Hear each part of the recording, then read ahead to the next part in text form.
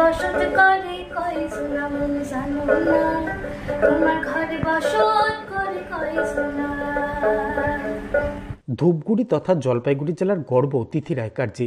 সারেগামাপায় মঞ্চ কাঁপানো গান গেয়ে এখন 8 থেকে 80 সকলের মুখে মুখে একটাই নাম তিথি।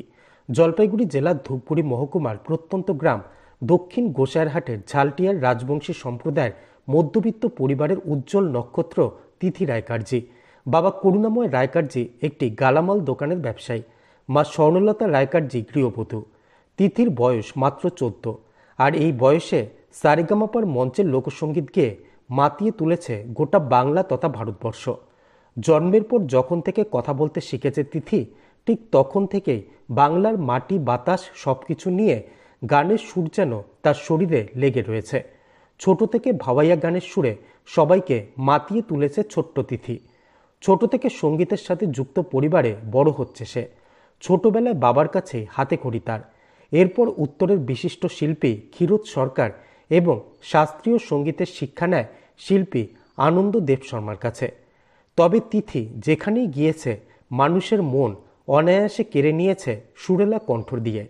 এমনই করে আজ পৌঁছে গিয়েছে সারেগামাপার মঞ্চে, যেখানে যাওয়াটা সবার পক্ষে সম্ভব নয়। ইতিমধ্যে সারেগামাপার মূল পর্বে গিয়ে মঞ্চ কাঁপিয়ে দিয়েছে ধূপগুড়ির গর্ব তিথি রায়কারজি। তিথি স্থানীয় পূর্ব মল্লিকপাড়া উচ্চ বিদ্যালয়ের 9ম শ্রেণীর ছাত্রী। জানা যায় কিছুদিন আগে তিথি কোচবিহারে গিয়ে সারেগামাপার অডিশন দেয়। এরপর তিথির কাছে ফোন আসে কলকাতায় যাওয়ার, আর দেরি না করে বাবাকে নিয়ে ছুটে যায় কলকাতায়। সারেগামাপার মূল পর্বে গিয়ে বিখ্যাত শিল্পী জাবেদ আলীর সঙ্গে গান করে তিথি।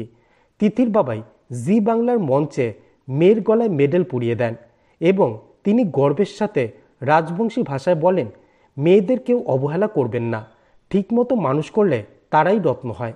এদিকে তিথির এই সাফল্যে খুশি গ্রামবাসী সহ বিদ্যালয়ের শিক্ষক শিক্ষিকা এবং সহপাঠীরা। এর মধ্যে সে 10 দিনের জন্য ছুটি নিয়ে বাড়িতে এলে তার প্রিয় বিদ্যালয়ের শিক্ষক শিক্ষিকারা তাকে সংবর্ধনা দেন।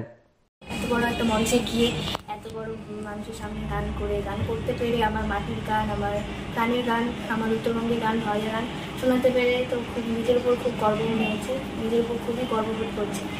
আর ভাওয়াইয়া গান, আমাদের গানের গান যে ওখানকার মানুষের এতটা ভালো লাগবে সেটা আমি কখনো ভাবিনি। তো ভগবানের কাছে এটাই চাওয়া, সব মানুষ আমাকে আশীর্বাদ করুক, আমার পাশে থাকুক। আগে যেমনভাবে ছিল ঠিক এখনও যাতে সেইভাবেই পাশে থেকে আশীর্বাদ করুক, এটাই চাওয়া। বাবা মার অবদান না থাকলে এত দূরে যেতে পারতাম না। সবার প্রথমে বলবো, এই সাফল্যের পিছনে আমার বাবা মার অবদানটাই সবার প্রথমে।